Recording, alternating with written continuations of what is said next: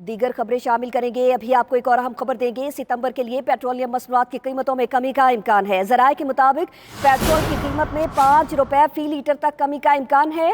High speed diesel की कीमत में 7 रुपए तक फी लीटर कमी का इम्कान है, जबकि ओगरा पेट्रोलियम मसनूआत की कीमतों में कमी की समरी आज भिजवाएगा। इसी पर मजीद तफसीलात लेंगे राना तारिक से। राना तारिक, पेट्रोलियम मसनूआत की कीमतों में कमी का इम्कान जाहिर किया जा रहा है।